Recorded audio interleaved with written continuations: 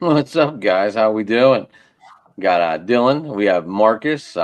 People might recognize Marcus. Used to do the SAT Sports over here. Um, he kind of wants his channel back, from what I'm learning.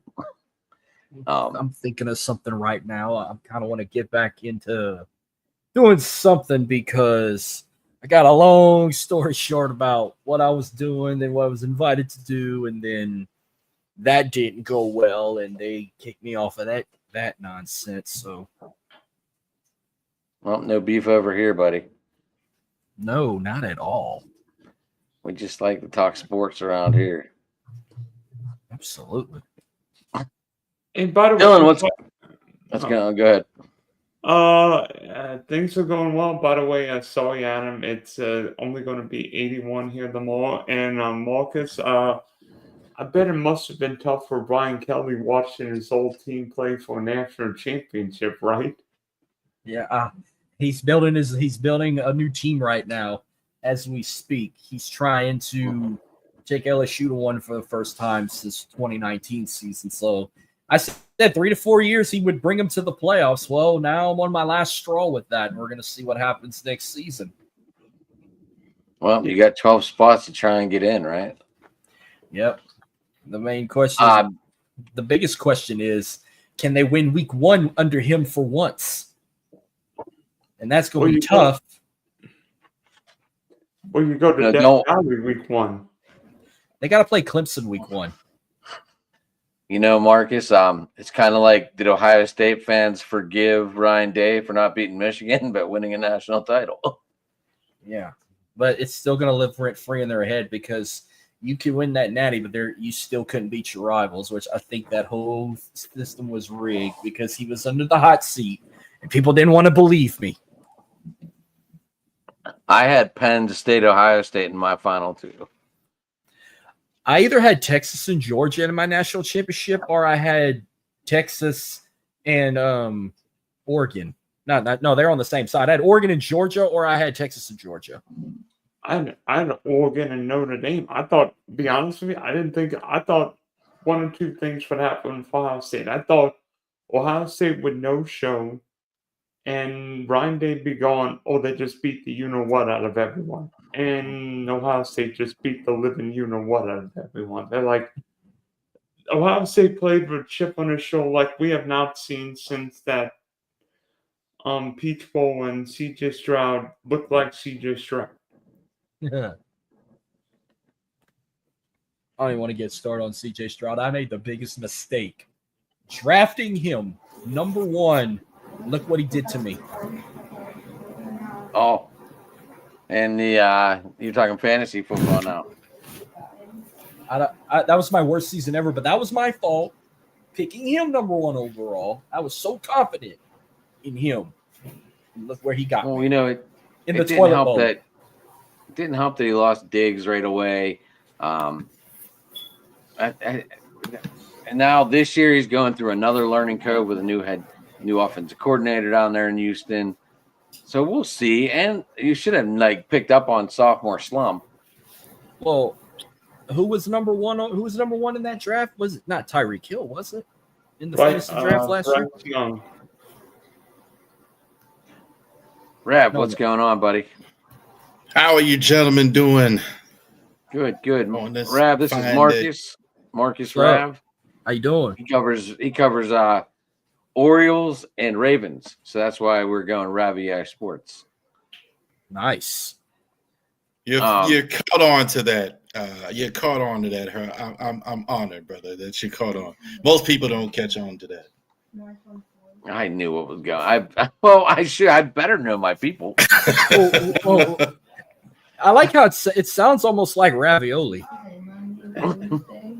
You know what's funny? Nobody says it how I actually say it. Ravery Sports, because it's kind of missed. But I hear, ravioli, ravery, ravor. Yeah, so I like that in the sense that nobody can figure it out. So I don't get.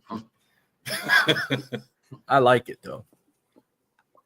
See, just to let you know, Marcus is in Donlin, the Houston area, LSU, and the New Orleans Saints. And we were talking backstage me and Dylan were before you joined us, Marcus. What is going on with the Saints? How bad is the cap? Are they going to be able to get out of this hellhole? I think they're slowly crawling out of it. I mean, we got a good coach. We got Kellen Moore coming, and I'm still waiting to hear about the DC they're getting. They want that boy from the Chargers. They're on the verge. They're on the verge. They're getting somebody from the Eagles to come be the offensive coordinator for the Saints that I saw. I don't know if that was officially true or not. And then I'm hearing rumors they might end up cutting Derek Carr, and they're trying to find another veteran quarterback, which I had a feeling that was coming because I know Carr and Kellen Moore don't really like each other, especially one year they played in college in Boise State. When he was there, he beat the shit out of Fresno State, where Carr played. They beat him like 56-7, and he still ain't got over that loss. So I wouldn't be surprised if they get rid of Carr. I kind of want him gone, but I want our GM gone. I want Mickey Loomis out. Once you get him out, we're on the verge of winning again. I would wish they get Drew Brees to be the GM. That's what we want. And we need a new owner too, but I don't know who could take over Gail Benson's spot. But they're slowly trying to become a better team now. Who are they going to get as a veteran quarterback? I don't know, but I damn sure hope it's not Aaron Rodgers. How good is Spencer Rattler? I thought he was good at South Carolina, but he's still kind of green. But then there's rumors Taysom Hill might be – Sean Payton's trying to get Taysom Hill from us. So he's trying to take everybody. I thought you guys were releasing Hill because it would have freed up $10 million. I wish they might be working something out. They might be. I thought I read that. I thought I read that somewhere, like last week. Really? It's hard to believe anything you can read these days. So, like, I'm waiting to see if Aaron Rodgers pulls a Brett Favre, goes to the Vikings next. But I think the Vikings might be good on Sam Darnold. I don't see Sam Darnold leaving that either. You think anybody wants Rodgers? No. I can't see a team that's really chomping at the bit to get him. Maybe Pittsburgh. I could see it, but I don't know who is leaping out to get Aaron Rodgers. Rav, of course you want to see. Of course you want to. Of course you want to see Rodgers go to Pittsburgh. Of course you do, so we can continue to suck. I've got a hypothetical trade idea, and you guys may think I'm crazy. The LA Rams trade Matthew Stafford to the Giants for the number 3 pick. The Rams move back in the draft, take T. McMillan, the wide receiver from Arizona, and with maybe a late 1, early 2, the Rams take their future quarterback. But for the next year or two, the Rams get Aaron Rodgers. Aaron Rodgers, if you look at him the last 10, 11 games, played really, really well for the Jets. I mean, Aaron Rodgers didn't look prime Green Bay, but he could sure throw the football. And let's see, Sean McVay is probably a top 2 or 3 head coach in the league. I think Sean McVay could win with Aaron Rodgers. You're the only one over there. I think you can get too cute trying to trade Stafford. I don't know. It seems like Matthew Stafford. I'm still struggling with Dylan. Why you're trying to do that? I don't know what you. It might work like you're saying if you get Aaron Rodgers, if you get Darnold or whatever, but there's no other guy I would think that you could get to replace a Matt Stafford, not in the next year or two. And they're going to win games, so you're probably not going to go in the draft and get anybody either. So, yeah, I think it's that's where I'm struggling with the whole trade Stafford thing. Why are the Rams trying to do it? I understand why other teams would do it. Yeah. Well, honestly, I think the Rams may feel, you know what, we've gotten everything we can out of Stafford. The Giants are desperate because if they lose, Joe Shane and Brian Daboll are gone. And we know this is a bad quarterback draft. I mean, there's no Caleb Williams, there's no Trevor Lawrence. I mean, from everybody I trust, I don't think Cam Ward, Shedeur Sanders, or Jalen Milroe will be anywhere near those guys, but Milroe's a definite no. The other two are pretty good. They're not as good as what was in the last year's draft, but the Ward and Sanders are pretty good. They're not as good as the quarterback class you had last year. Milroe is no. That's a that's like a third round, second round, like a late. Somebody take a shot at him later. But I understand why the Giants would do it. I just don't know why the Rams are trading. I don't understand. Yeah, it makes a lot of sense for everybody else. I don't know why the Rams would do that. Not unless you really like Aaron Rodgers for some reason. Are the Marcus any news on the Saints getting involved in trying to get Stafford? You mentioned they were just trying to get a veteran. I just started trying to get a veteran, and the only one that came on my mind was Aaron Rodgers. But I mean, Matthew Stafford wouldn't be too bad. I would be good with that one too. You still have a young receiving core down there with Olave. Well, if he stays healthy, of course. I mean, that was a nightmare for every quarterback that was on your team last year with Olave going down. Oh, Chris Olave? Yeah, Olave, yeah. My bad. I'm not, you know me, I butcher names. Yeah, and Alvin Kamara, another one too. He wasn't healthy a lot either. He's had a whole career like that where he's battling injury, like banged up, missing 2 or 3 games a year. I mean, Chris Olave is like the wide receiver version of Tua with concussions. Well, New Orleans got the same issue with the Pelicans. Like, look at Zion. Look how long it took him to finally get healthy and started playing again. Well, is he playing now? He is now, but they're like the second or third worst team in the NBA right now. I think they were at one point before they beat the Wizards. Then the Wizards were the worst team in the league. I'm not real good with keeping up on NBA. I'll be honest. I don't have an NBA team. I don't have an NBA team, so I have an excuse. Oh, because Pittsburgh don't have one? Well, this would be the year the sucks, so you can get Cooper Flag from Duke. Well, I tell you what, nothing. If you don't know, the only thing maybe he might know that was all over the world about the NBA was that crazy trade with Luka and Anthony Davis. Dumbest thing I've ever seen. That and was AD, the dumbest. And look at AD. Dumbest. He's out for the season now. So Dallas definitely ain't irrelevant as they were. Would have been with still having Luka. The Lakers are going to be dangerous now in the West. We were all riding on the Thunder with SGA and all them, but you better watch the Lakers now. That was the dumbest trade it really cemented to me that Mark Cuban has no stroke in Dallas anymore. There's no way if he's still there, he would have signed that BS. And people forget he owns that team. Everybody was like, what the hell was Jerry Jones thinking? I'm like, Jerry Jones don't own the Mavericks. Well, actually, Mark Cuban sold a majority stake in the team. So it's not really Mark Cuban's team. No, he has no... He was kind of making people believe that he still was involved with the team, even though he stole his majority stake. But there is no question he has no say, no chance he would have ever signed that. No way Mark Cuban would have ever. Hold on, while we're talking basketball, we got it. Evan. Evan, what's up, buddy? I was listening on the way back and setting up. I kind of want to dive in on that Luka trade. There was more to it than what they're really willing to speak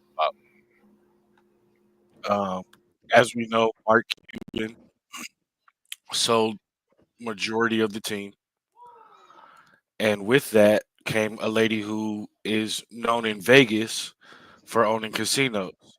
She wanted to bring a casino to Dallas, and Dallas didn't want to do it. Then she went to the NBA and said, well, let me move Dallas, one of their bigger market teams, to Vegas. Said no. So what's the only move that can be done that will tarnish the franchise, that will have fans angry? Trade your cornerstone guy who will be there for 15 and 20 years. And that's trade Luka. So that's where I believe it came from. And of course, she's going to have a guy who is already in the sports world for major sports fans who know about his story. He's the guy who tarnished Steph Curry going to Nike because he wanted to go to Nike. And he fumbled that bag with a presentation that was copy and pasted talking about Kevin Durant. And then on top of that, he wanted to put a cross or something to reference his faith on the shoe, and they said no. So that's how he ended up with Under Armour. So there's more to it than that. And there's a reason. That's the reason that nobody's going to talk about why they didn't shop him across the league. Because if you shop him across the league, can you tell me the two best teams in the NBA right now, which are the Cavs and the Thunder, wouldn't go, Luka's on the board. I could give up a DG and a Jared Allen. I could give up Lou Dort, Kenrich Williams, another one of the Williams, a bunch of picks that I got, and go get Luka. Everybody would have. Right, exactly. So we know where that came from. By the way, realistically, from an NBA standpoint, I think we know who's winning the East this year. Cleveland's got no chance to win the East. The Who Cavs doesn't have a chance? The the Cavs Cavs don't have a don't chance to have- win the East. No. I want to hear this. Yeah, well, I'm with him. Yeah, I'm with him. I said the East was going to be out of the Celtics or the Cavs. That would have been your Eastern Conference Final right there. No, I'm telling you right now, the Eastern Conference Finals will be Knicks Celtics. You're tripping. No, I'm not. Yeah, you are. Why the No, Knicks? Yeah, I like to hear that. Why the Knicks and not the Cavs? Yeah, The Knicks are better built for playoff basketball. The Knicks can play half court. They've got enough defense, and plus, I think Jalen Brunson is better than anybody on Cleveland. I think Cat is better than Oh, you Jared tripping. Allen and Evan Mobley combined. Okay. Oh, stop it. Okay. I hate Dylan. I love you, but this is wrong for multiple reasons. I'm not even going to go on the player comparison because we're just going to leave that where it is to start. Name me another team besides a healthy Derrick Rose that the Knicks head coach has taken to the finals or taken to the Eastern Conference Finals.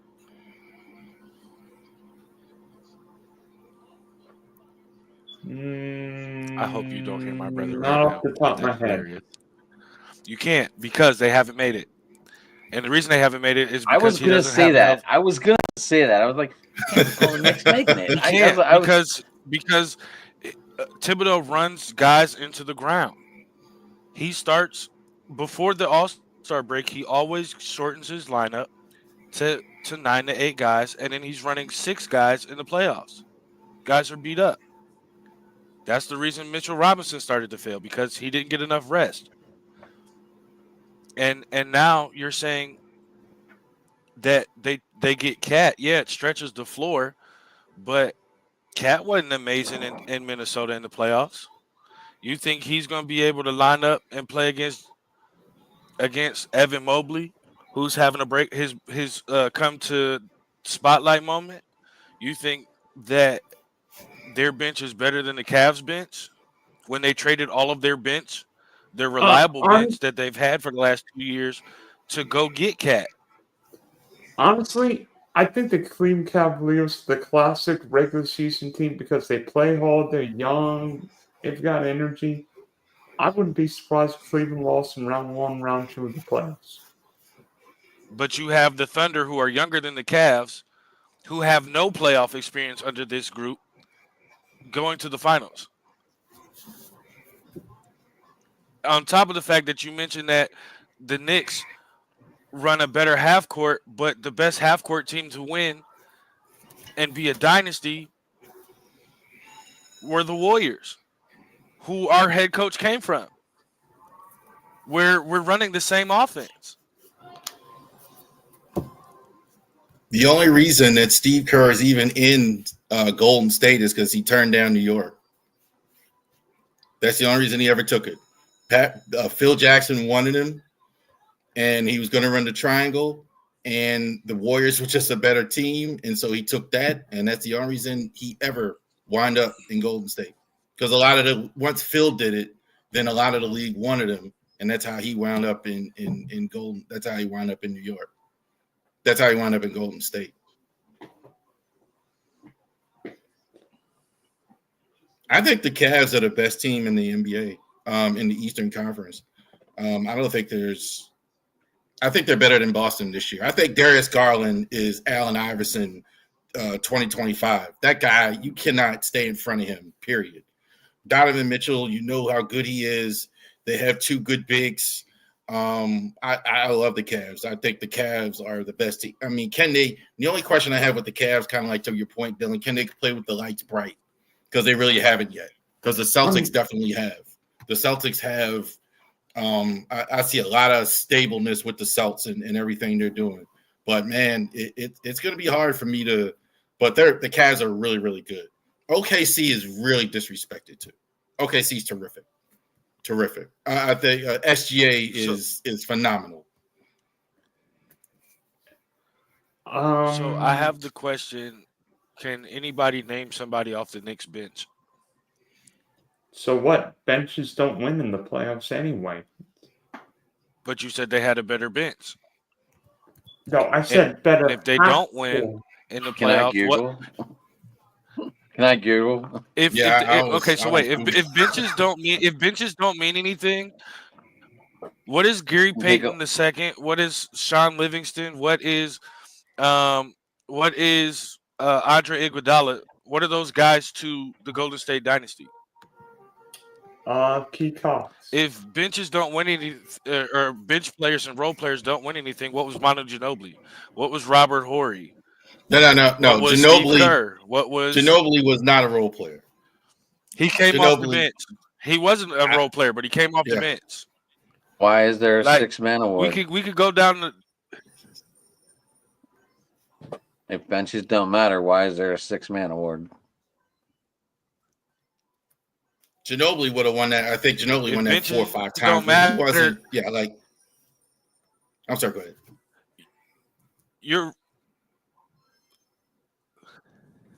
No, go ahead. You were talking. If benches don't matter, what's Mike Miller and Ray Allen and Joe Johnson and Udonis Haslem? Oh gosh. Or Boston's Eddie House when they had their big three, and James Posey, Kendrick Perkins. Those guys contributed to championships. The best bench of all time was the Bulls, during their run, the Jordan run.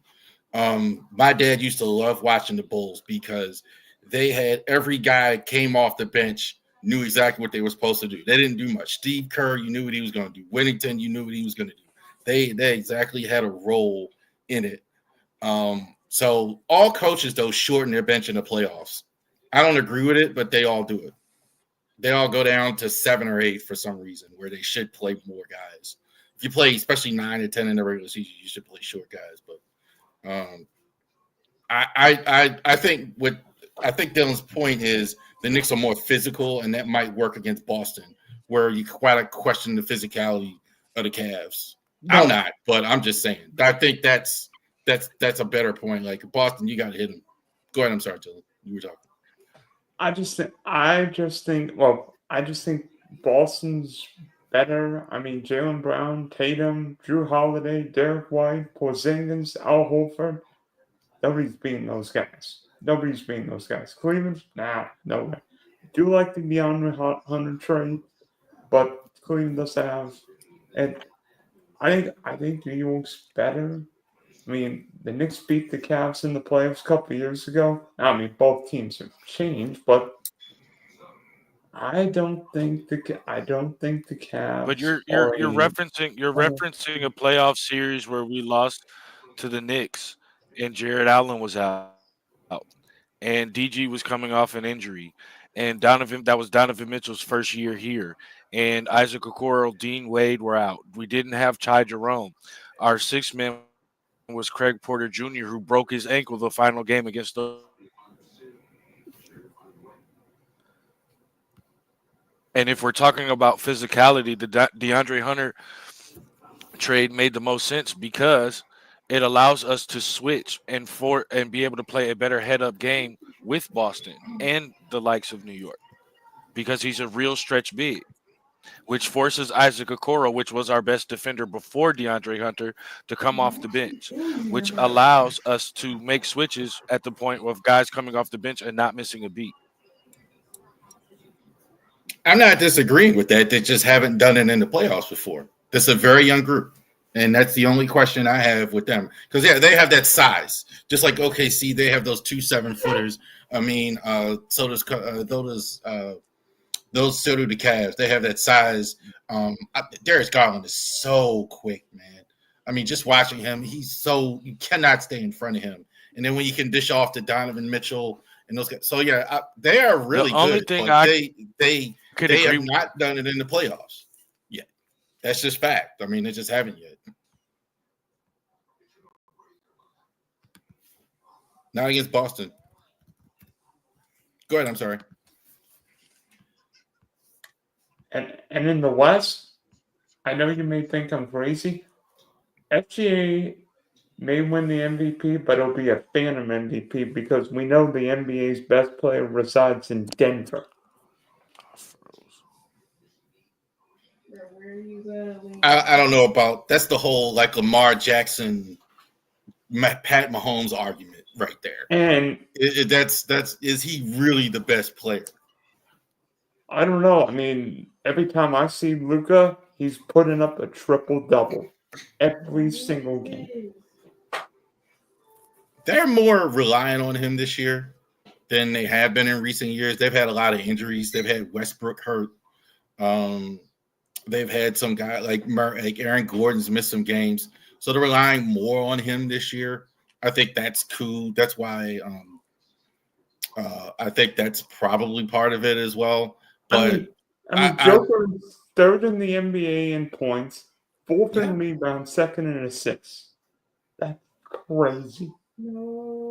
Yeah, because he's not getting the help he usually gets. Like Jamal Murray hasn't been quite as good this year. He's been decent, but they've had a lot of injuries. They're playing like 89-year-old Russell Westbrook at point guard. So he's not getting his help. So Jokic just has to do more. And it's kind of like Dallas was before the trade. Luka had to do so much for him.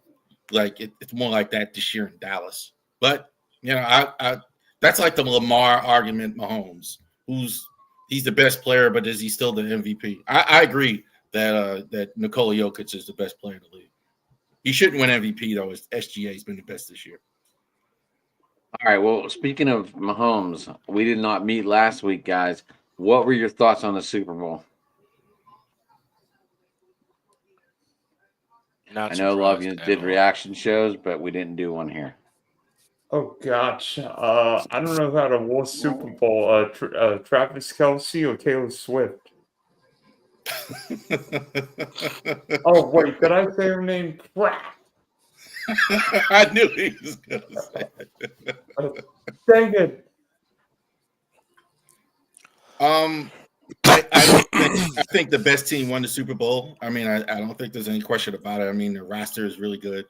I think the Saquon Barkley addition, I think, was the thing that really put him over the top. But that wasn't even football. I mean, that wasn't ever in doubt. The score wasn't even indicative of the score. 22-40 doesn't even do it justice. This was Kansas City really got exposed. Their O-line got exposed. Their tackles just looked terrible in this one. Kelce looked really like he needs to retire at the end. The biggest thing is they got pushed around at the line of scrimmage. I think they got the Eagles. I mean, you look at the score, you think it was the Eagles' offense, but really it was the KCO line that just couldn't do anything. They got Carter, Jordan Davis, those guys that they were just killing. Couldn't do anything. Cooper. Yeah, I mean, happy birthday, Cooper DeJean. Interception return for a touchdown on your birthday. I didn't think it get any better than that.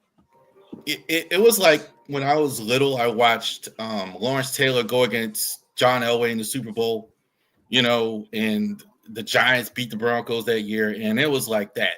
Like, just Mahomes running for his life the whole time. Couldn't set up anything, couldn't do anything. Marcus, I think you've been quiet. we saw a team a little like the Tampa Super Bowl where, I mean, not because of injury, but because one team just physically dominated the Chiefs. And I look back and wonder, could the Bills have hung in with the Eagles better? I mean, Buffalo's offensive line with Deion Dawkins sure looked better.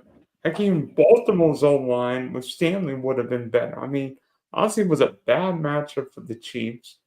And I think the way that Philly played just hit Kansas City in the mouth. I mean, Philly didn't even use the touch point other than the one Jalen Hurts touchdown.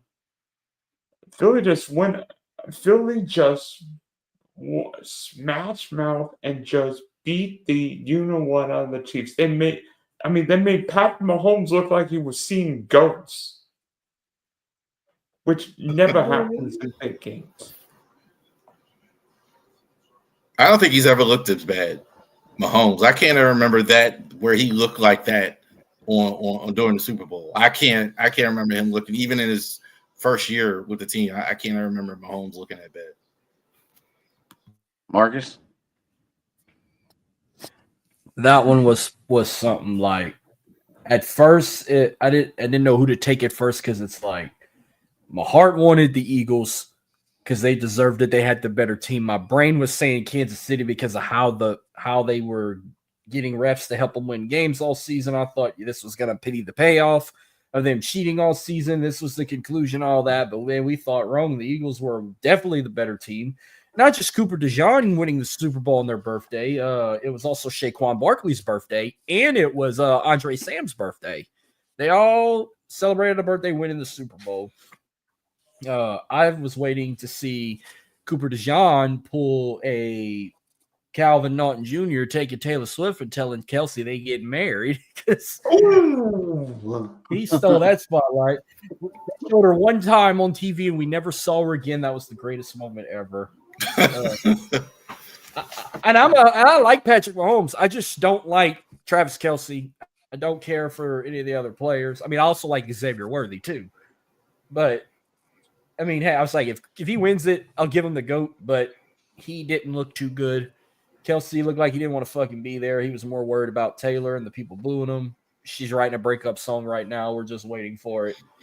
They just got engaged. Really? I'm sure it wasn't a hoax.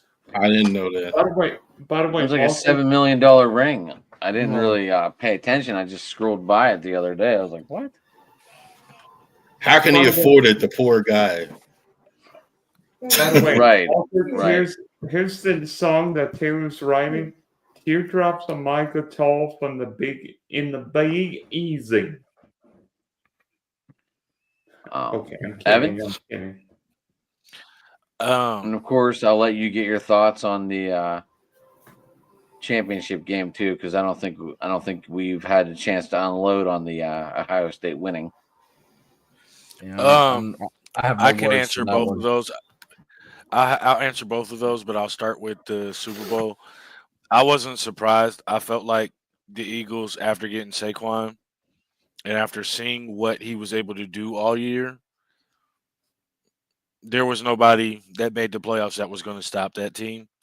Even though he didn't have a great running game, that in the Super Bowl, it added so much of a threat that they were completely focused just on that alone and forgot about Hurts being able to run, forgot about A.J. Brown, forgot about Devonta Smith. But it really was the defense.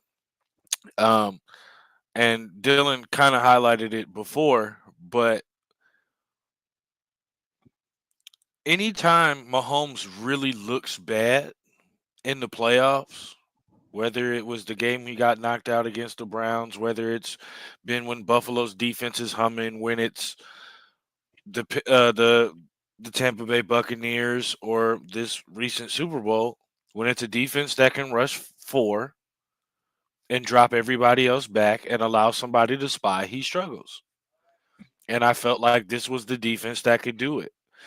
You're talking about a defense that has 4 or 5 defensive linemen alone that can get to the quarterback, and then on top of that, they get to send Nolan Smith and Nakobe Dean as well. I know Nakobe's hurt, but being able to send linebackers and put them in the pass rush as well. I've always had questions about their offensive line. I didn't think that Travis would be that bad since I was rooting for him. He's a local. He went to Cleveland Heights High School. I was rooting for Kareem as a Kinston Bomber, another local guy. But I was not surprised by anything that I saw. Maybe the 2 picks like that, yeah. But other than that, I kind of expected that defense to show up. And as far as the Ohio State championship, he's going to say something good about Ryan Day here, Marcus. You better listen to. He's going to say something. Okay, I'm listening. You got my attention now. I'm listening now. I can't stand Ryan Day. I can't stand Ryan Day. He can't recruit. His coaching hires are fucking terrible. Yes, you made the right decision to tell the dude who fucking left and went to Oklahoma or wherever he went about blitzing. Yeah, you got that right. Everything else, you're fucking terrible. Just downright terrible. I still tell people this day, like, if he did not win that national championship, he would have been fired ever since that Michigan loss. Oh, God. He was in the hot seat, and everyone thought I was full of shit. I shit talk Ryan Day so hard. I shit talk them harder than I shit talk like Mickey Loomis or even Dennis Allen this past season. I said he needs to go be the mascot for Just for Men because that's what he's known for with that jet black beard he got on his face. It's Just for Men. If I'm being honest, I wanted him fired after the Oregon game. Gentlemen, he just won the national championship. He ain't Nick Saban. I mean, this. And you're gonna hold on before you guys go. He just won the national championship. You can't do better than that. Yes, you can. There's no such thing. Yes, you can. As being better than winning. Do you know how many we can sit here and argue right now that if he beats Ohio State if he beats Michigan for the last 3 years, they're winning the chip, or at least competing for it. Man, y'all.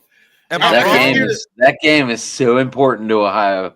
It's not even crazy. It's not even. I kind of hear forget the game. We could have lost. We could have lost to anybody else if we'd have beat Michigan in those games. It would have been enough because they were considered contenders, and we would have been considered a championship team. You telling me we not beating TCU for a national championship? You didn't have a better team than Michigan the last few years. Don't matter about. There's been times where in the time where we were whooping Michigan's ass, and it was 15, 20 games in a row. They still had better teams than us. That's funny. I just said that they had better. Michigan was better than Ohio State, and they had better coach. Exactly, and we beat them for 20 years in a row. Damn near, and we're sitting. That's my point. He couldn't win with Urban Meyer's team. He barely won with this team. What are we talking about? But results matter. He won.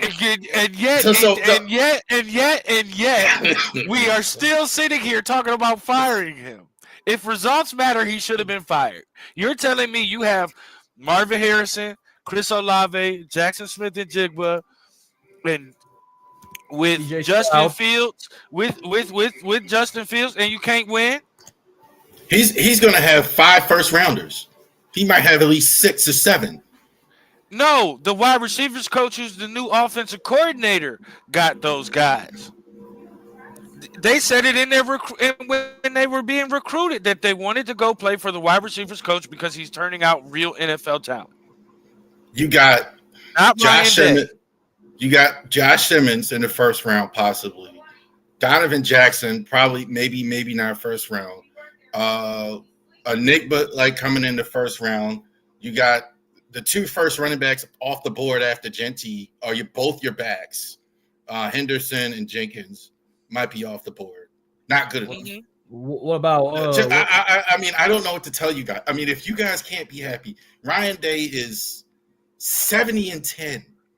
I understand he lost to Michigan, but I don't know how happy you want to get, guys.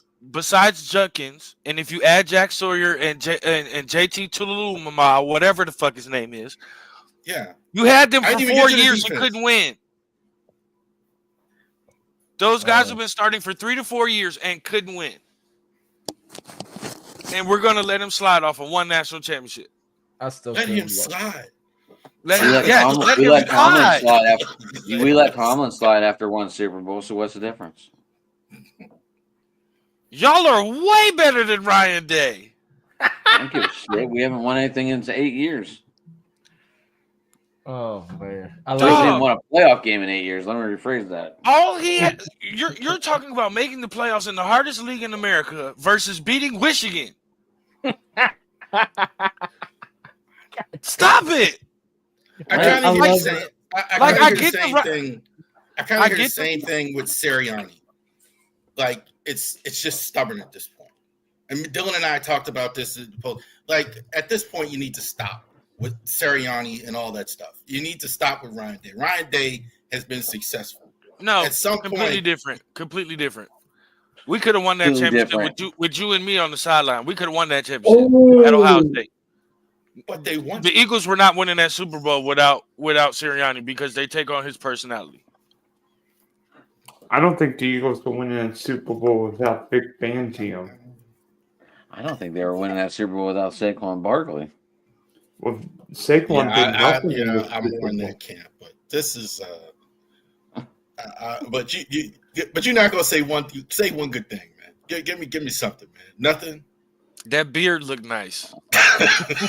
All right, I've got a game, guys. I've got a game. By the way, Adam, do you have a trivia question for me? Who was the only pitcher to throw a no-hitter at Coors Field? Hideo Nomo for the Dodgers. That was simple. There you go.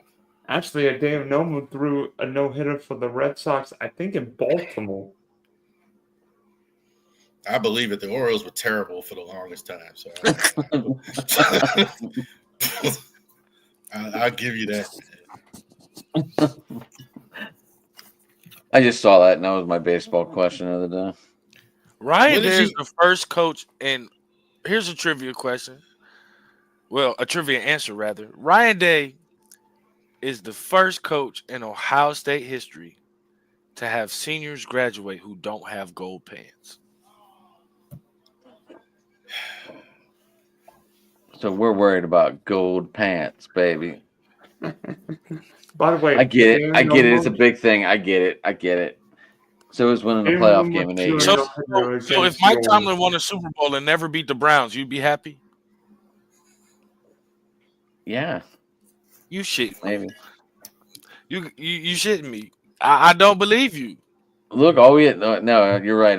You're right. It's gone on long enough in Pittsburgh. It's gone on long enough that it needs to be over. The relationship's just stale. They're scared to get rid of them because of the Rooney Rule. So it makes no sense. They could hire another black coach. They're not scared of that. Yes, they are. They know they can't find anything better. The problem is the GM don't know how to draft. Oh, now it's the GM. That's what I've been saying for you for years. Omar Khan just took over this team. So who was before him? See, look, I don't even remember his damn name. There's a reason for that. No, he was here for like 25 years. That's a bad thing. Kevin Colbert was the GM. Kevin Colbert. And why did he retire? Did he pass away? What happened? He retired. I think he just retired. Yes. The Steelers don't have a quarterback. The Steelers are doing a lot of good stuff, but the Steelers got no quarterback. It is a huge without Roethlisberger under center for them. It's been they lost. Can't. They can't. There's nothing there for them. They can't. Even they have decent defenses, but they're not. The defense isn't as good as it was like when they had Harrison and and those guys and Farrier, Polamalu. Palomalu. Yeah, those I guys can name like that entire defense. yeah. All Back right. when our rivalry was good. All right. I've got a game. And Now we're playing soft. No. I'm gonna ask the four of you guys, and one of you ask about our favorite NFL teams. Everyone pick a number, one through 10. 6. 2. Adam, 10. you're first. So we talk. I'm gonna ask you about your Steelers. Should the Steelers Dude, there's nothing we can do to fix this. Should the Steelers consider trading George Pickens or not? If they can get something back in the right return, yes. They should do it before the draft if they are, so we can try and get higher up in that first round. But I don't know what they do. What are you gonna do? Got their Cam Ward? I don't know what they do. I mean, George Pickens, for all we know, they might value him after last year's performance like a 3rd-round draft pick. Because, it goes on performance based on the year before. And contract, too. He's still on a rookie contract. Marcus, question about the Saints. Okay. You may think I'm crazy. Would it be You are crazy. would the Saints be crazy and basically tank in the next year or two and just get rid of all their cap, you know what? As long as they can give us what they want, yeah. You already got rid of Dennis Allen for us. Next, get rid of Derek Carr, get rid of Mickey Loomis, get rid of Gale. We need new everything. We got a good coach. We're trying to find a QB1 if we get rid of Carr. Still waiting to see who that would be. We might need I don't know. So we might need another wide receiver. Might need another running back. Thank you, sir. We got the 9th pick. I mean, I would love it if they draft a running back. Get us Ashton Genie. Holy shit, I would love that. Not the number 9 pick in the best running back draft we've seen in a long time. Plus, if you look at 2026, it's looking like a really good quarterback draft. And if you're the Saints, I mean, the NFC South isn't necessarily the hardest division. I mean, yes, the Bucs seemingly won it every year, but I think Carolina will be better. And eventually the Atlanta Falcons are going to draft somebody on defense. At least they're not drafting 8 this year, but that's a story for another day. Mr. Effen.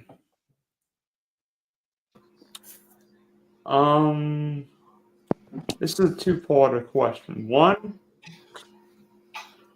should the Cleveland Browns consider trading Myles Garrett? No. You don't trade generational talent. But the Browns already 30-something million over the cap. They're not going anywhere this year. Deshaun's probably done. I saw something out there that said Myles Garrett to the Niners for the 1st, 2nd, and 3rd, and a 2026 first. No. Not enough. I understand, but the Niners are an old team anyway. I mean, if the Packers, Bills, or Lions made that trade, fine. Not enough. No, absolutely not. You trade out of division. You do not keep division. You do not keep generational talent in the whole division. You're talking about trading a generational talent who has 2 years on his contract, who's in his prime.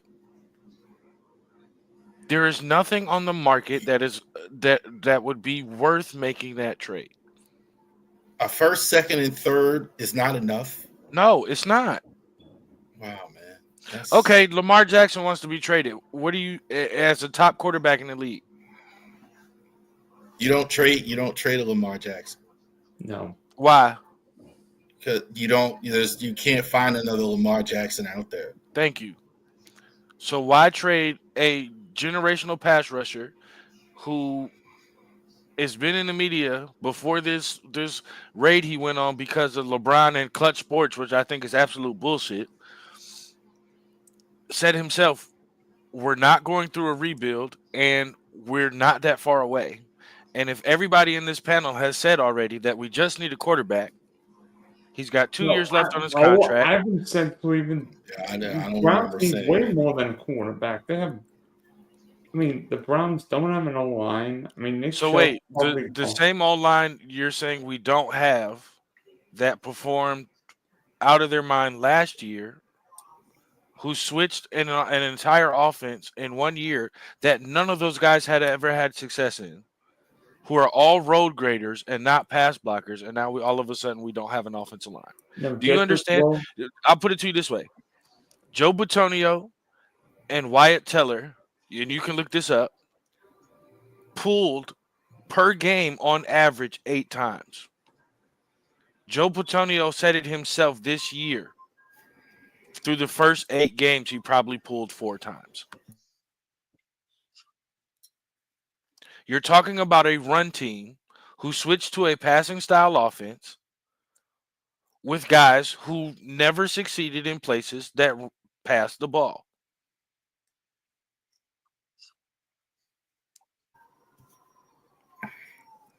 Let me give you, because your scenario kind of was okay. You asked me if I would trade Lamar Jackson. What was the Ravens' record this year? I can't tell you off the top of my head, but 13 they made the playoffs. 13-4. If the Ravens were 3-14, yeah, you trade Lamar Jackson because you're not going anywhere, or you should consider it. In the same way, the Browns should consider trading. I mean, you didn't win anyway. So you're telling me, especially if he doesn't want to be there, that also factors in. Lamar didn't want to be there. You're telling me that you have a generational quarterback, a top 5 quarterback, and because you went 3-13, which falls on more than just the quarterback, that you would trade him. They almost let him go, in spite of that. And you got to consider. And what would have happened to your head coach, GM, and everybody else on that team if you had let him go? They shouldn't have let him go, obviously, because they'd have got fired. Because they would have certainly won. So you're telling me a 2-time coach of the year, a GM who just got a new contract, as well as your head coach, who has figured it out time and time again, to go trade Myles Garrett, a guy who's in his prime, who you have 2 years left with, who you can still re-sign and figure it out the same way that Joe Bitonio asked for a trade and didn't get traded. The same way the same way David Njoku asked for a trade and didn't get traded. The same way that JOK, who we hope can walk, yet alone play football again, asked for a trade. All of those guys stayed. They worked it out, got new contracts. Good for them. They didn't win. At the end of the day, I'm saying, Evan, but I'm saying, if you are not a good team, you got to consider. I'm not even saying but if that trade that Dylan proposed, a first, a second, and a third, and another first the next year. So you from a team that you trade to that's going to be in the top 25. I mean, in the back 20, from 25 to 32 next year. And you're telling me I'm going to trade that for that to go get guys now and miss on a quarterback next year or the year after. Boy, the Browns, I just don't get you guys, man. Like, every time I see the mock draft with the Browns, they skip the quarterback. They skip the 2 quarterbacks every time. I don't get it. Why wouldn't you take? Oh, wait, can I don't. Go ahead. I'm sorry. He got a question for me. And that leads me into my second question, Evan. whether the Titans take a quarterback at 1, should the Cleveland Browns consider not taking a quarterback this year with the potential of a strong quarterback draft next year? Yes. They should absolutely skip. If I'm going to take a quarterback, it would be Shador. But the reason I'm not taking a quarterback right now is because I'm taking a top potential a chance at another generational player with whether you want to take Travis Hunter, which I think they should stay away from. There's Abdul Carter. Travis Hunter, because he's light in the ass. He wants to play both sides of the ball. And we already have we already have 4 corners on our roster that could start somewhere else. So why am I taking you? And then on top of that, if I'm putting you at receiver, you can't run across the middle in the NFL. You barely stayed healthy running across the middle in the Big 12. So why am I doing that? Abdul Carter, who can play linebacker, he played linebacker very well and was considered a top pick in the draft before switching to defensive end this year. Or if I decide to trade back, can get another receiver and another pick, and go for an offensive lineman like Will Campbell and play left tackle and fix some of the other things that we need, so that when we draft a quarterback on a rookie scale, we can go ahead and re-sign the other guys that we have, or go back into free agency and reset. Because if you draft a Shador, or if you draft a Cam Ward now, it doesn't matter how bad they play.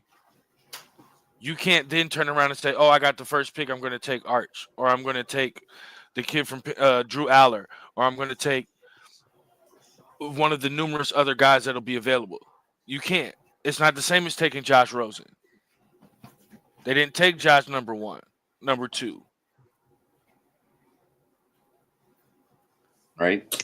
So why sit here and take a quarterback now when I can go get another piece, another generational piece? And let's say I do end up trading Myles Garrett, and I go take Abdul Carter. Philly, you want him? How bad? Let me get Jordan Davis and one of your pass rushers in the pick next year. So who plays quarterback for you this year? This year, to me personally, like my choice, what my quarterback room would be, I'll give you all 3 quarterbacks. And why? Me, the 2 that are going to fight for the starting spot will be Justin Fields and Jameis Winston. Jameis Winston came here to play in the Stefanski offense. He now has a chance to. Yes, they didn't get along because of some things that Jameis did, but when you finally get the chance to run the offense that you wanted, and we don't really know what we would get from a guy like Kirk Cousins. We don't want a guy like Aaron Rodgers, because then it's going to be another pass style offense and him bitching in the media. Who else is available? It's already been confirmed that Russ is going to join Tom Brady and Pete Carroll over in Oakland, and he didn't want to come here before. He decided to go to Denver. If you bring Joe Flacco back, what are you getting? So why not go get Jameis Winston, who showed flashes in the pan running an old offense, an offense that you're not going to run anymore, when he came over here to run the offense that you ran before and had success with multiple different quarterbacks, not just Joe Flacco. You go get a Justin Fields and give him an actual chance at a running game, because you draft a running back in the 2nd or 3rd round, where you have 3 picks available to go get one of the 5 to 7 running backs that will be available in this draft class. And then so you're just it seems like you're just giving up on this 2025 season when you say that. I wouldn't say that. I wouldn't say that, because if you look at it, there are a lot of questions to be answered in Cincinnati.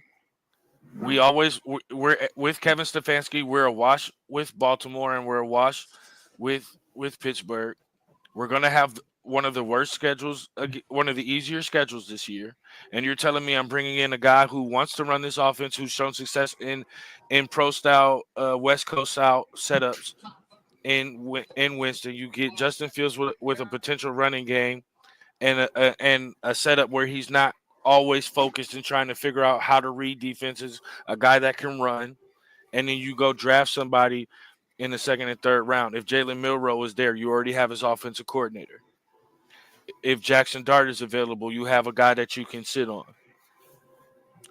who could possibly be something in the NFL. That I don't necessarily agree with that, but those are two guys I would look at in the second round. Dart is a backup. There's no other starters in maybe they in a year, you never know. I don't know. But like Dart, like a year or two. I don't know. That exactly. And if he's not showing me if I take and that's the other part of it. If I take a quarterback now, I gotta stick with him. But if I go get the other pieces now and have other pieces that I that can show success, and then go get a quarterback that I'm willing to stick with, who I believe in more, what's wrong with that? Because if I'm going to pick a quarterback now, it would be Shedeur. But the problem with Shedeur, the questions I have with Shedeur is he's never had a great offensive line. So there are a lot of tells in his game of what he does under pressure. So we know what's coming for him. Secondly, making across the field throws was not a great thing for him in college, and it's something that he continuously tried. You look at Cam Ward; he didn't play in their own structure. They pretty much let him play backyard football back there. And name another quarterback that works with outside of Patrick Mahomes, and that's because he's the NFL's darling. So why would we sit here and pick a quarterback that can make all of the throws if his in Shedeur, who can make all the throws if his feet are set, versus or a guy who's never run a pro style offense and has always been successful when it comes to backyard football, not a structured game. Who, yeah, he led winning drives early in the season, but when it counted, he couldn't do it late. Or a guy who did the same thing over in BYU, who's played with his father all his life. When I can go get guys next year who have played real talent, guys that they're going to see again in the NFL. Charles, Lamar, Josh Allen, two of the best quarterbacks in football. Do the Ravens need to make a move for one of these wide receivers or in the draft? Well, I think what the Ravens need to do is get rid of John Harbaugh and hire Ryan Day.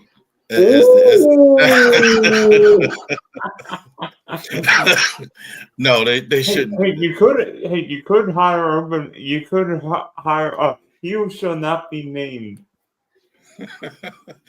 The Ravens' offensive line is the biggest issue. You're going to lose Ronnie Stanley, so you're not going to have him. He's going to get a lot of money in free agency. You're going to lose Pat McCary, who's probably your best at six man. Falele's not any good, so I'm really hoping that you go tackle guard in the first round. That's probably the biggest thing. I think if you can get a little EDC special like Cooper Kupp, you can go ahead and get him. If the price goes down on one of these receivers, I think they look at it.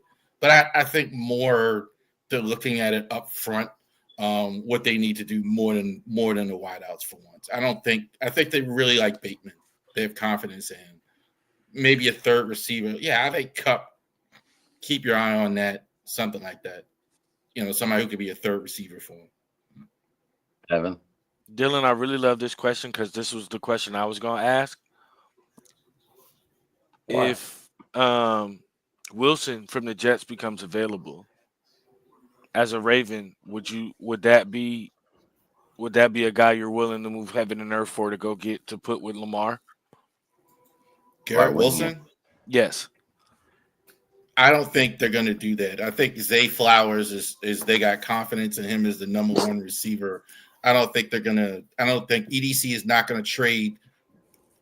Eric DeCosta hates trading first round picks. So I do not think that they are going to move anything like first round picks, even really good receivers. They're not. They generally don't do that, and especially this year, where I don't think the Ravens need receivers like they once did. I don't see any way where they trade Wilson, a veteran guy like Cups, like somebody that got released, somebody like that, like Cooper, somebody like that, somebody where they can get like on a 1 to 2 year deal, something like that. But they're not going to spend a ton of money on a receiver. I seriously doubt it. Even if T. Higgins was available? I don't think they do it, no. That the Ravens went 20-some years with no wide receiver Pro Bowl. We just got our first one in the whole history, 2 Super Bowls, and never had one. They do not spend money on that like that. He's going to – Zay Flowers, he's going to wear out that contract, and maybe he'll get extended. They do not spend money unless it's a 1, 2, 3 year deal. A lot of our money, the biggest complaints Raven fans have, all the money's on defense. Inside linebacker, safety, D tackle, all that stuff. They got no problem spending money on that.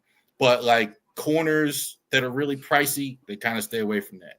Wide receivers, they kind of stay away from that. You'll see like those positions, they'll go in the draft and do it. Would I like to have Wilson? Sure. Wilson's really good. I don't have a problem with it, but I don't think they're going to move in first, second round pick for Wilson. I'd be shocked. The one of you got now? We've talked about 4 teams. What team haven't we talked about? I got one for you. What do you think about Trevor Lawrence being traded to Pittsburgh? Trevor Lawrence is not going to be a Pittsburgh Steelers. Sorry, Adam. I don't want him anyway. I would be more afraid of that than anything else that they could do. It was Pittsburgh that called him, not Yes, the other sir. way around. They were actually looking to see if he was available, and yeah, I don't understand that. I don't know why. If I'm Pittsburgh, I want to take on that money he's getting. That's concerning. Almost. If you take the money out of it, why not? I don't think Lawrence is going to get better. I mean, he's really regressed. He played all this year. Last year he wasn't nearly as good. I don't know if he's the guy anymore. I mean, so I wouldn't. So a change of scenery to a winning franchise, to a place that has the pieces around him that he would need.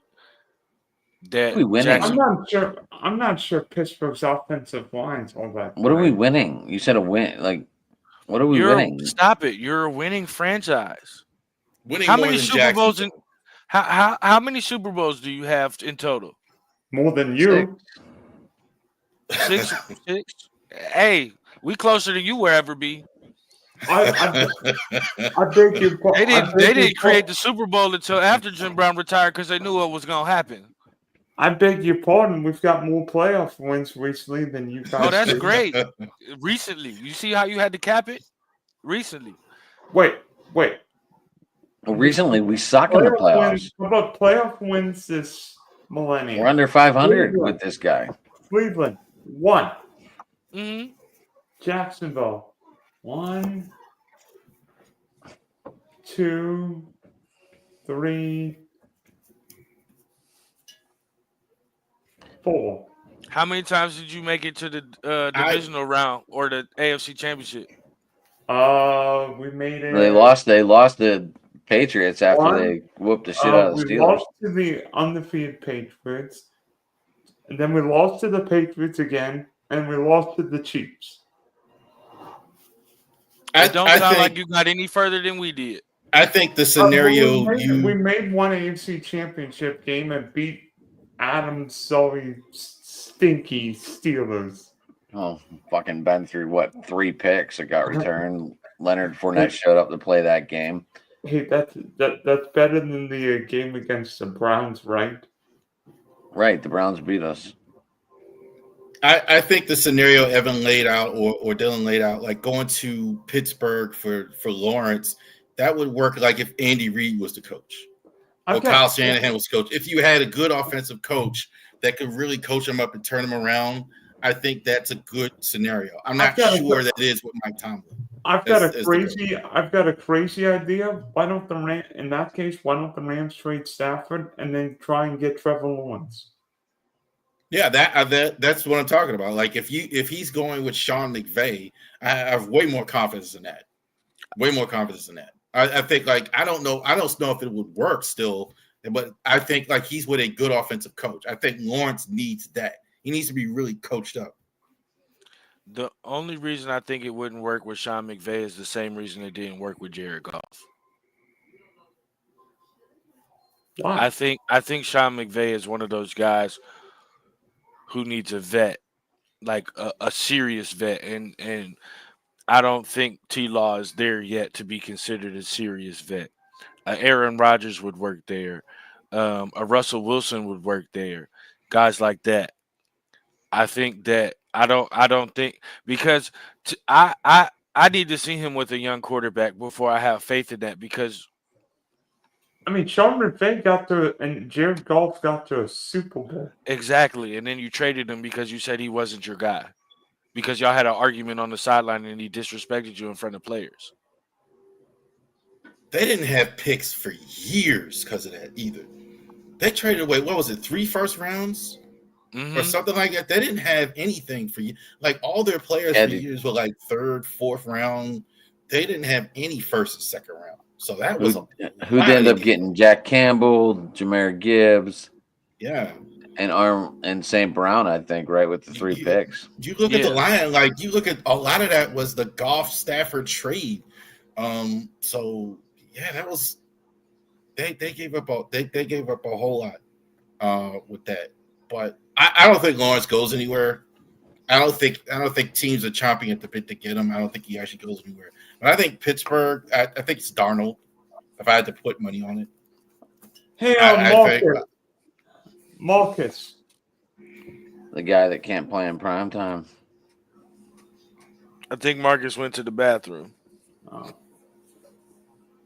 I don't think you do any better than Darnold though. We just showed interest in Danny Dimes, baby. It don't get no worse than that. Marcus. I think Danny Dimes can play. No. Marcus. He's awful. Yo.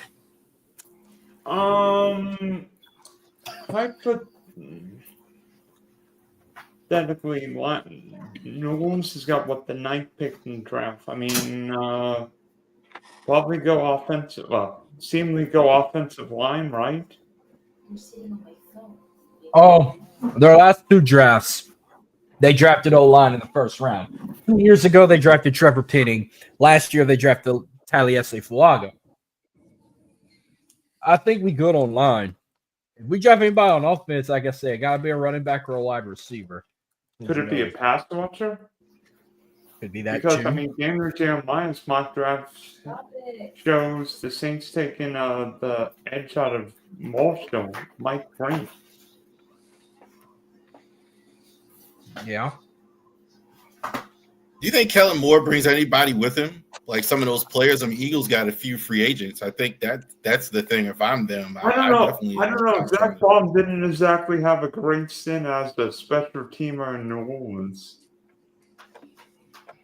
That's why now think Kellen Moore is ready. I think we're confident we could get Ashton Genie now that we got Kellen Moore. He gonna draft somebody from Boise. I think that'd be the guy. No, but I'm making a bold prediction right now. The Saints are not getting Ashton Jeanty at 9. I think Jeanty will go to 1 or 2 or 3 teams. Travis Hunter will be number 1. I think we all call him that. No, Travis Hunter will not be number 1. I am very confident in saying that. Who would be number 1? I think Abdul Carter is the best player in this draft by a mile. By a mile. Well, are we saying the best player here or the number 1 pick? Both. I think Abdul Carter is better than Travis Hunter. Heck, I'm not sure Travis Hunter is the best cornerback in the draft. You got Will Johnson over him? Yes. I think it's pretty close, actually. I don't think it's that far if you're talking about Travis Hunter and Will Johnson. Will Johnson is it's a monster. But the question is, with the stats that he put up as a two-side of the ball athlete, if he strictly focused only on corner, would the numbers be close? Because you have to take into account how many snaps and drives he missed because he got hurt on offense or on special teams. Do you think he's going to play both ways in the NFL? I think he's going to. I have no idea. I think he's going to be stubborn enough, and there's going to be somebody stupid enough to draft him and play him at corner, and give him a package on offense. I think what ultimately happens is Travis Hunter is a full-time wide receiver. That's not even his best position. Yes, it is. No, it's not. No, it's not. The reason I say it's not is because you can find plenty of receivers that do what Travis Hunter does. You do not find corners who naturally play the ball the way he does. Okay. You don't find a Travis Hear Hunter. me out. Hear me out. I'll give you a quick prediction right here. Well, I think Dylan kind of gave me a thought just now. So Tennessee got the first pick. You know, they traded that pick. I think they do pick up Abdul Carter. I'll say that. Who got the second pick? Cleveland? Yeah. I think they get Cam Ward at quarterback. I think the Browns get Cam Ward. Giants get the city down. Travis Hunter goes to the Giants. Patriots draft Will Campbell, and Jags get Mason Graham. That's my top 5 right there. I'm telling you right now, I've got a slightly different top 5. I don't have a quarterback going 1 or 2. I've got Abdul Carter going 1. I've got Travis Hunter going 2. I have the Giants taking Cam Ward. I have the Patriots taking Mason Graham from Michigan, and then at 5, I have the Jags taking where is he? T. McMillan. What about like Jalen Walker? I mean, I'd like to see him go to the Saints. I mean, who else needs that would be a good fit. I mean, I'd rather Jalen Walker than Mike Green. Mike Green could go to Carolina. I know they need an edge too, but let Mike Green go to the Panthers, and Jalen Walker could come to the Saints. Then again, maybe the Falcons might take an edge. Although it seems like every draft has got like the Falcons taking edges, and they take running backs, quarterbacks. Michael Penix. Although Michael Penix wasn't that bad, but that's still another thing. So who did the Browns trade the second pick to? What do you mean? You have them taking Travis Hunter. No, I have Cleveland taking him at number 2. Right. So who did they trade the pick with? No, nobody. Cleveland just took Travis Hunter. He took Carter Gunn first. I understand that.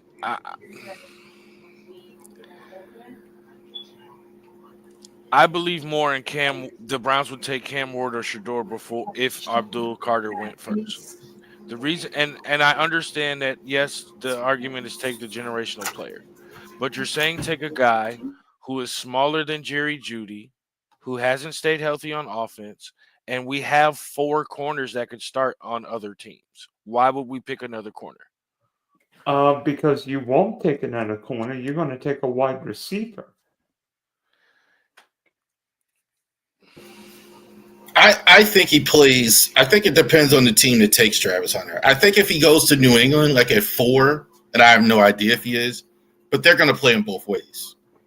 They're going to play him both ways. I think some team is going to play. I think there's going to be somebody to say no, but there's going to be a team, like, it depends on where he goes, where he plays both ways. Wait a minute, but New England's got Christian Gonzalez. They need him on offense, though. Well, New England needs everything. They're horrible. So I could absolutely see a Mike Vrabel type guy who he actually played both ways himself. Somebody who, like, a team that like the Ravens would. All right. Well, like, Mike Vrabel usually only played offense in the goal line situation. I know. I'm just saying, like, but he likes versatile players. So you a think team that likes guys Hunter that would be move more guys of over. a nickel third Who is down his guy? versatile player in Tennessee? He played in New England. That's what I'm talking about, though. As a player, he played under Belichick. But That's he's all a they coach did in New England now. Who was his versatile player when he was a coach? I'm talking about when he was in New England as a player. That's what he saw. That's all they did in New England. I understand he was a coach at Tennessee and didn't do that, but I'm talking about when he was in New England. He's in. I think if he goes there, they will play him on both sides. I don't think he should. I think if the best to get out of Travis Hunter is to play him at wide receiver. I think there's more money at that position for him. I think it'll be easier for him than play corner, even though he's a really good corner, I think. But I don't think I think he wants to play both ways. I think he wants to play both ways. Yeah. I'm making a bold prediction. I think Drake May will be a top 10 quarterback this year with Mike Vrabel coaching there. I'm making a bold prediction. Shadir Sanders don't get drafted the first round. Woo! Hot take, boys. I don't see that one. I believe in Drake May more than I do that. I don't see Shador going outside the top 7.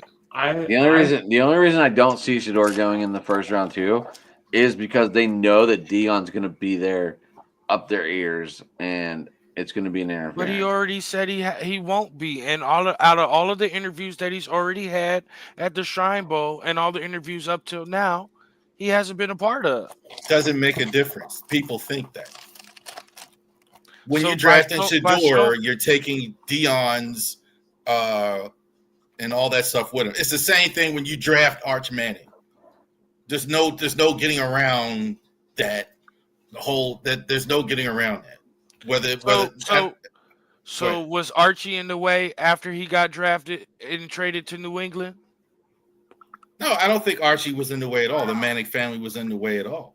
But there is a whole stigma and everything with the Manning family. There's no getting around that. Eli had to deal with that his whole career. How good his brother was, how good his dad was, and Shador's going to have to deal with that. And the team that drafts him is going to have to deal with that. Right, but what does any of that have to do with the father who's come out and said, "I'm going to take myself out of it, and you can come up and say whatever you want." A few more minutes. That's not the way he's going to do it. So then, if that's the case, then why is he out of the way for his interviews?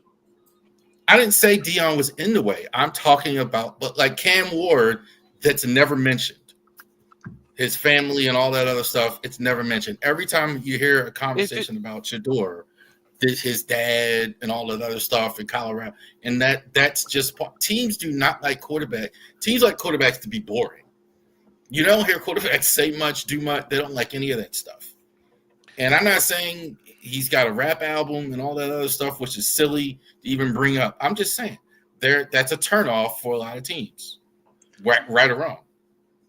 You're right about their quarterback being boring, but again, Lamar was out rapping and on videos doing all of that. Yeah, but Lamar's before he got drafted. I guess Lamar's multi-agent. Huh? But we're saying like the bigger name, Evan. That's what's going on here. I understand that, but again, and it's going to be an interference. I know you keep thinking it's not, but it will be. But how? We're never going to hear the backstory. We're never going to hear like, oh, Dion called and said this. We're never going to hear that. Yes, you will, and you know why? Because they're pushing the same narrative now. You're telling me that if Shador plays bad and his father says something to the head coach, to the GM, by the end of the year, that's not going to come out. You're telling me by week 8, it's not going to be coming across Fox News when like they do every year by week 8 by the trade deadline. There's a bunch of media out about X player. You're telling me right now that won't come out. Half the criticism I'm hearing about Shador has nothing to do with football. Every time I hear stuff about Shador that people don't like, it's not football. This guy's easy first-round pick. So if there has to be another reason, and I'm not saying I even agree with any of that. I'm just saying, and I'm not saying you're wrong that Dion would be in the way and would do anything. I don't think you would either. But I think teams do not like that stuff around. They don't like it, whether that's fair or not. So if that's the case, then why did Odell get drafted? If that's the case, So, why? so If, I mean, if how teams much? don't like that, then why do we keep seeing examples of it happen? But how much did we hear about Archie getting in the way of Eli or Peyton? It was Archie came on ESPN and said, "Y'all not drafting my son number 1." On Eli. Right. And the Chargers had no use for that. Oh, The Dylan. Chargers had no. Everybody forgets the Chargers. The Giants didn't have the first pick. The Chargers did, and they had no use for that stuff. Were they right? I don't know, but that's why they took Rivers. That's what we're saying. They win I'm more not Super saying- Bowls if they pick Eli, in my opinion. I'm not saying they were even right, but I'm just telling you that this whole deal, his last name is going to hurt him in some areas. That's just fact. No, I'm arguing with my guys. They thinking, oh, Shadir going to the Raiders. I said, nah, I got either Jalen Milroe or what's his face, Drew Allard to the Raiders. Drew Aller is next year, and I thought he declared the draft. no, he decided to go back. Milroe was horrible at the Senior Bowl. And that's my other thing. But to bring up to the point of what you said, his last name is gonna kill him. Why ain't nobody kill Ken Griffey Sr. and Ken Griffey Jr.? Why don't we see that everywhere else? They played together on the same team. But he still came up through the system and got an opportunity because of his daddy. We don't see that because of Patrick Mahomes. Let LeBron James Jr. Bronny. He's a 55th pick. I've never talked more about a 50. Some of my biggest videos, Evan, have been Bronny James, the 55th pick in the draft. Let me put it. No, hold on. Let me finish. That matters to people. What his dad did. Bronny is.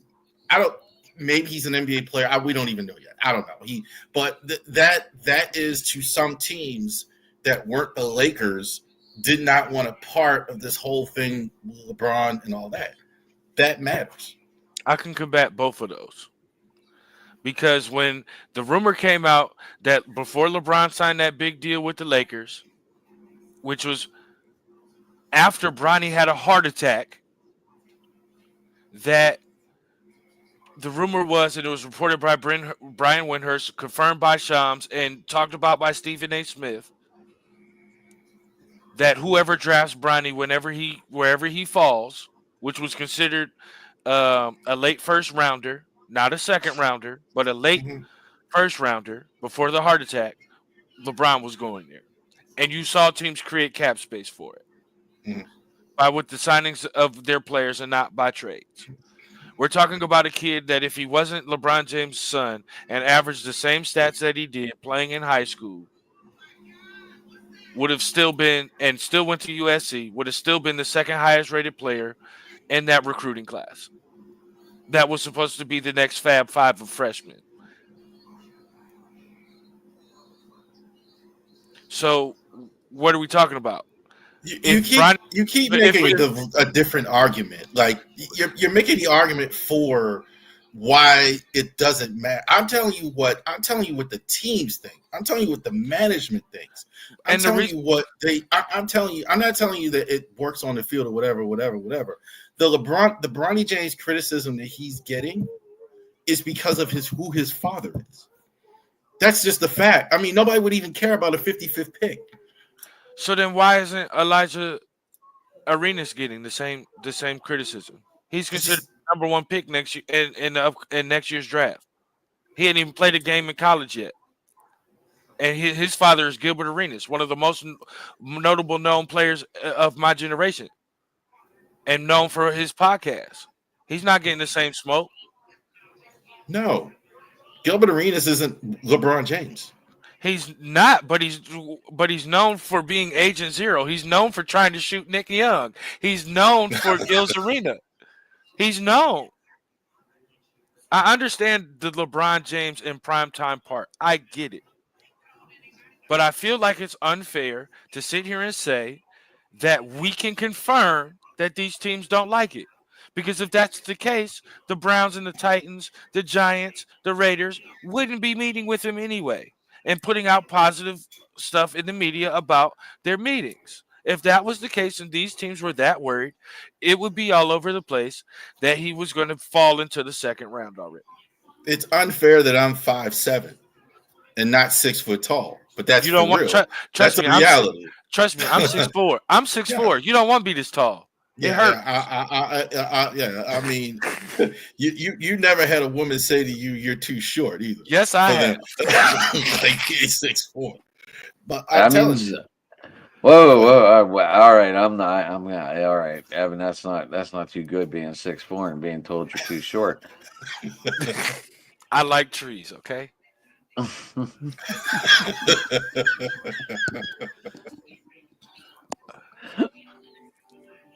Anyway, Evan, you are fucking tall. I'm not gonna lie. I got to stand next to you. For a show hopefully coming up soon, right? Or we got anything in the works for this UFL? The draft I'm definitely covering. I already took the days off. I've been watching a lot of film. Unfortunately, I have some stuff on the outside that I've been dealing with. I'm not afraid to say it on here. My niece is dealing with some severe health issues, and that's been taking up some time. You can't win. You can't win with these. I don't know what it was. I don't know what happened after the Browns made the playoffs last year and lost to Houston. My life has been a battle upon battle upon battle. I'm grateful because I lean on a higher power than my own understanding, but I'm definitely working towards getting some stuff together and being ready. But as far as the draft goes and the NBA playoffs, for those two things that I can clearly see down the road, I will be taking care of that. I talked to Webb and Ace too. What'd they say? Nothing. I didn't know what you were saying, so I couldn't ask them to come on. That's fair. We'll figure something out. All right. Marcus, any UFL down there? You a Houston guy? Oh yeah, Houston Roughnecks. I watch what I can of it. I know people joke about that league, but I mean, hey, football. If you're a football guy, hell, I even watch the indoor football league when I get bored. Now, there's no team in Houston, but I do follow Vegas on that one. The Vegas Nighthawks. I like watching them. But I'm going to be watching a lot of basketball, college hoops going on still. We got March Madness coming, the NBA coming. I've been watching hockey too. Need to start watching hockey. We got Major League Soccer starting this weekend, so I can't wait to watch the Houston Dynamo again because I need a break getting up in the morning watching all them international clubs. So can't wait to watch night soccer matchups in the MLS. See, there's more fun stuff though, and we got NASCAR back. If you watch the Daytona 500, William Byron won it back to back. Hell, fucking yeah! I am.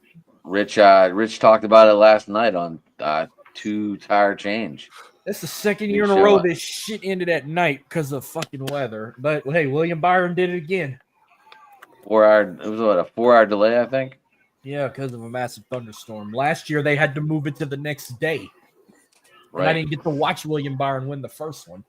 But see, there's more stuff to watch outside of when Ryan Pierce went upside down, I thought that was crazy. Well, if Joey Logano would have quit talking shit, he would have had a chance. Fucking Pierce did that wheelie and then he just flipped. I'm a Hendricks guy, but it's like I like William Byron. Back up, I like what's it, Chase Elliott, the one who drives the Napa car. I like him too. I hate that. Who's that motherfucker everybody hates so much? They shit talk him. Not Joey Logano. Well, god damn it, what's his name? He's that little shit douchebag. Oh, don't even say Denny Hamlin. Nah, I don't think it was Hamlin. No. Do you guys watch the 500 over there, Rav? No, I didn't watch the 500. I haven't watched the Daytona 500 since I was 10. They used to come on before the NBA. That's the last time I watched like NASCAR. I don't ever watch NASCAR. Does Outside NASCAR, of- I NASCAR don't like video Kyle games Busch count? either. I don't like Kyle Kyle Busch. Busch is 20 starts, never won a 500. Evan, did you watch it 500? If NASCAR the video game and racing with Jeff Gordon counts, yeah, but no. I started as a Dale fan, like anybody else in the South. We praise Dale. I've never been to a race. I've seen some racetracks, like I've seen Texas Motor Speedway. I've seen I've been Vegas Motor. I've seen Vegas's in an airplane. I've even seen That's the Michael Jordan of racing right there in terms of like marketing and everything. I see threes everywhere, even now in 2025. Like here in Virginia, like living near West Virginia and all that, they're everywhere. You can't go past, drive past 10 houses and don't see that Earnhardt 3 in somebody's window. Well, everyone says Daytona is like the biggest race ever or the greatest track ever, but then when you hear people say, Oh, it's the opener. It's the opener. That's what's so big about it. but I always hear people praise about Talladega or the Indy 500 or the Bristol. That's another big one they talk about a lot too. Or Sonoma was another. Was it Sonoma or some shit like that? Like Dover's another big one they talk about. Like Dover is that real short track, right? I don't know. I only know like 6 tracks, but I think Dover. if I can go to any race, I've never been to a NASCAR race. I would go to Talladega. I've been to Pure, Michigan, Steak and bacon. I would go to Talladega in a heartbeat. I think that'd be fun. I've heard they So call you'll- like the Fenway Park of the racetracks there. It's so old and whatever, a lot of history. So Who, Talladega? yeah, Talladega. I heard you go to Talladega, you're 100% going to get laid. So, and it's always in the spring. It's always around April. So, I mean, maybe one year I'll have the nerve to drive 9 hours outside of freaking Crimson Tide territory to go watch a race. Yeah, Watch a I've bunch been of married. I've been married for 19 years. I have no use for another to be in child support court for none of those women down there. I have no use for. I just I'm can't. already I in just can't child support. imagine. I just can't imagine being around 100,000 freaking rednecks, drunk off their ass, watching cars. It's go in fun, dude. circles. It is fun. Obviously, you don't live in Virginia, West Virginia. You'll see it every day. Look, No, I I'm live in- originally from Pittsburgh. Yeah. I live I in grew Louisiana. up in PA my whole life. I only moved here. I'm around the 10 years. wildlife. I'm like down. I got gators that are like 2 miles from my house. I just have I have coyotes in my backyard. That makes fun putting your dog out at night. You shouldn't put your dog out at night. Y'all be getting a lot of snow right now, huh? Yeah, it's 10 degrees right now. Really? Yeah, what do you got? It got warmer? It's 10 degrees at my house right now. Hold on, let me look at my weather app because it got warmer. Plus, the wind here tonight was as bad as I can remember all winter. I mean, the wind was just making it far worse than wherever cold was. It was only like 15, 20 degrees, and the wind was just killing me. It was like, Adam, your high was 10 degrees or it's 10 degrees right now? It's 10 degrees right now. Dog, it's like 6. Our high today was 14. Our high today was 14, and it's 6. It's fluctuating between 6 and 7 degrees right now. And tomorrow, I'll be up here. I'll be close to you on Friday. I'm going to Geneva. What's out there? My family, a little wedding. You know, they chose a wedding in the middle of February to go do a wedding. If you know how to dance, we can crash it. I'm already invited. I'm already part of the crash. Oh damn. Well, I was hoping you could do the dancing and I would like be the hype man because I that's the one thing I didn't get was rhythm. You're asking me, a white guy, if I can dance. How much? Hey, it's got to be better than what I could do. Are we drinking a red stripe? Something Like they say in that song, the red stripe making the white guys dance.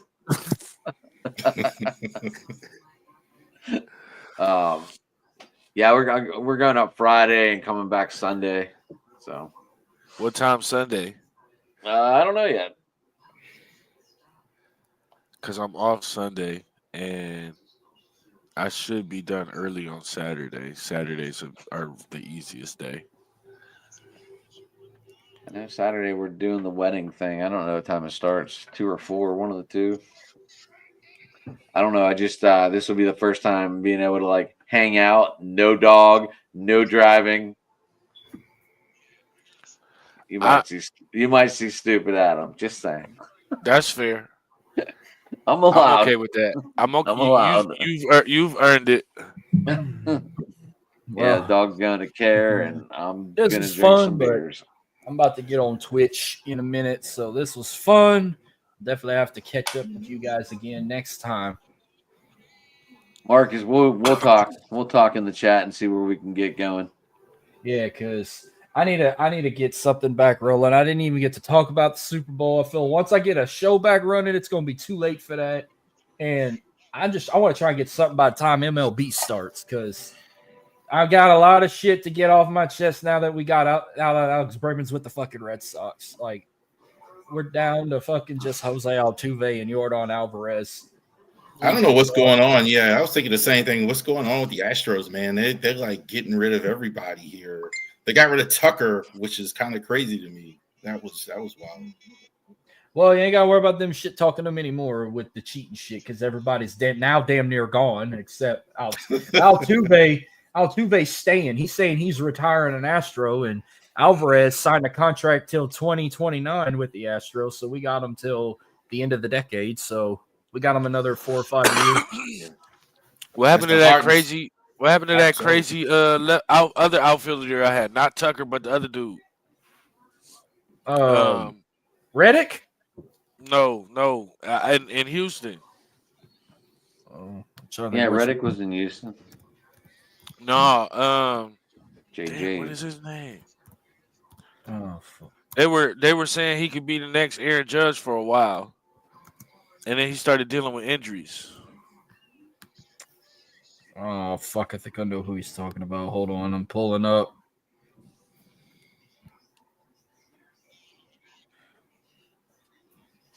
Hang on. can't think of it. He's still with the team right now, or he left? I think he's still with the team. McCormick. He played outfield, dark skinned dude. Man, what is his name? It can't be Chaz McCormick. No. McCormick. No. Was it Jake Myers? No, hold on. I know. Was it I'll find Mauricio Dubon or Nope. It can't be. It's not Yordan. I can tell you that. Yes. Yordan Alvarez. Yes. What happened to him? He's still He's hitting still there. dingers and breaking jumbotrons. He stuck with him till 2029. He signed he signed an 8-year deal back in 2021. So he's Was he 21 not considered a cheater too? no, he wasn't on the 2017 team. He was back in what country was he from? Not Nigeria. He's from fucking Cuba. He was still in Cuba playing ball. Because I knew about him. I knew he was part of the organization, but I didn't know what was going on. But that's what I needed to know. Nah, Yordan didn't get to the Astros until 2 years after they won the first World Series. He got there in 2019. Strictly He a wasn't DH, pretty much. He wasn't on no 2017 they still had like Dallas Keuchel and shit too. And Evan Gattis and all them. They're all gone. They also had Traded away Hader. the Carlos Correa, they had him, but he went to Toronto. They had another No, boy he's that in Minnesota. Minnesota. Who went to Toronto? No, Correa went to didn't Minnesota. They had Didn't he go to Toronto? Then he signed a went deal to- with Minnesota. That would have meant they traded him. Because I thought he got the biggest deal on day one going to Minnesota, if I'm not It mistaken. just seems like they're in sell mode for some reason all of a sudden. Yeah. Yeah, Correa did go to Minnesota. No, I'm thinking, goddamn, who's the not Correa. Correa did go to the I'm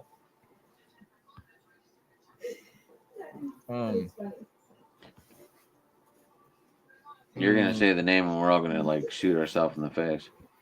oh, I'm That's trying how to it find goes.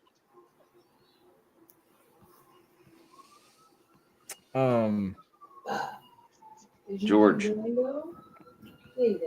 George Springer. George, God the George fucker. Springer.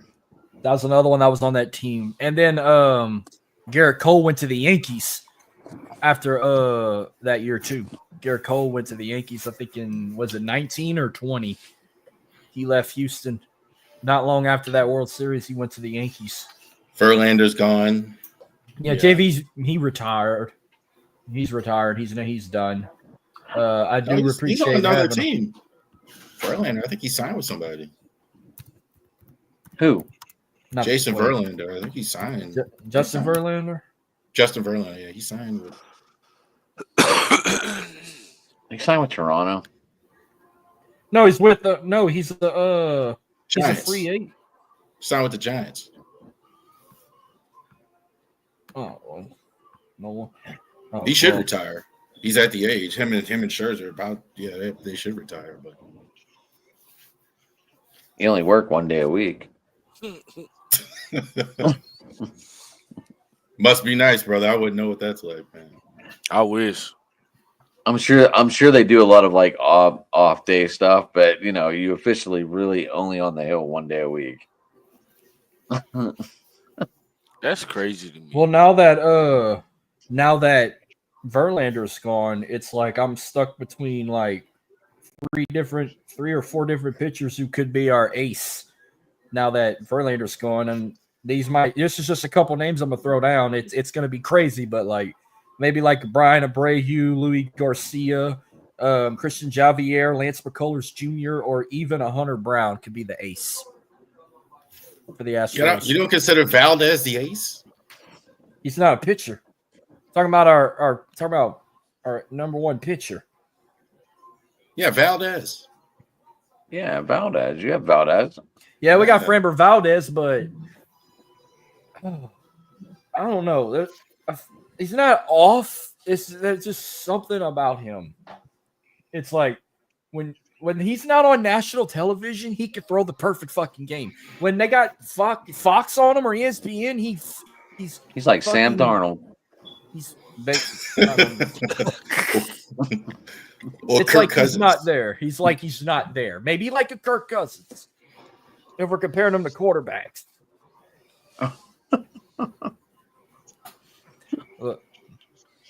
Well, guys, definitely we ready to wrap it up. It's been 2 hours almost.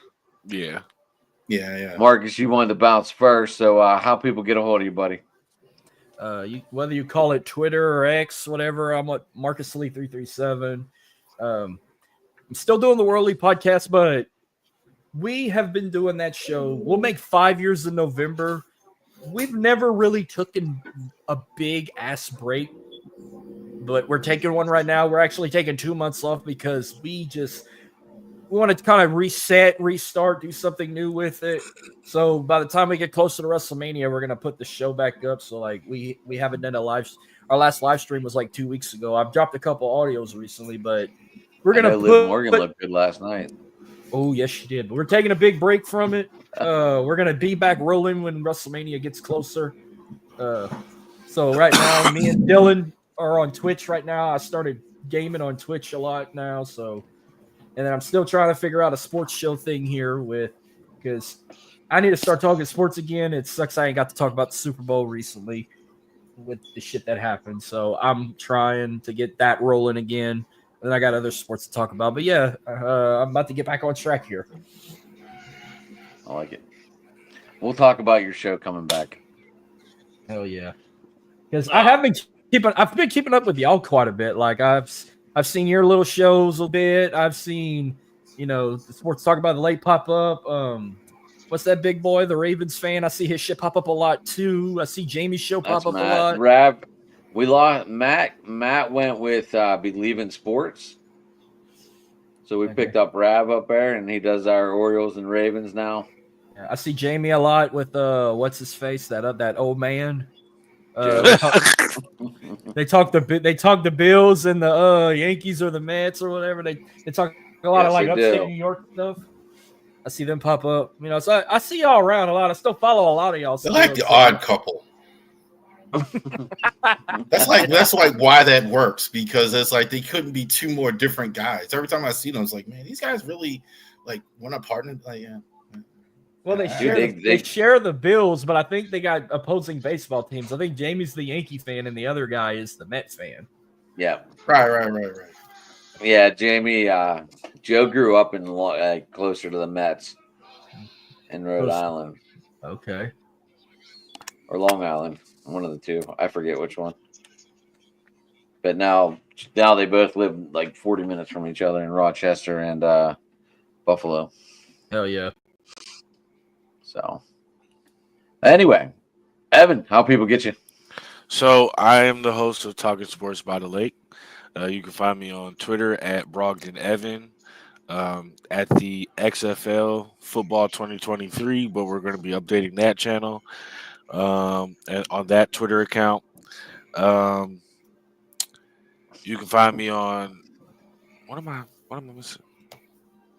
You can also find me here on Talking Sports by the Lake, where we have many great shows. I'm sorry if you hear my brother raging right now. He's playing Call of Duty with some friends.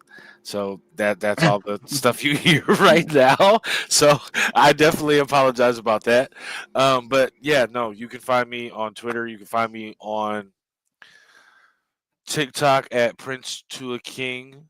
And you will also soon be seeing a Driving to the Top Productions TikTok there. I'll be working on that to take content from everybody to give us a social media platform to have hot takes. Also, I've already mentioned that we're bringing the show Let's Argue over here. It was a show that was once picked up on Facebook and by small radio markets, and I'm taking one of their hosts wants to continue the show, and we're going to be bringing that over here really soon. I'm waiting more on him than it is me. And then also Can't we wait to will be- argue just for fun. Right, exactly. And that's the whole purpose of the show. We want everybody who wants to come on because we're going to have arguments. I don't even want to say educated arguments about sports, but we're going to argue about sports. Also, we're probably going to do UFL again. Marcus, you're more than welcome to join. Charles, you're Absolutely. more than welcome to join. But that's usually me, Adam, and Jamie. And we'll be doing that as well.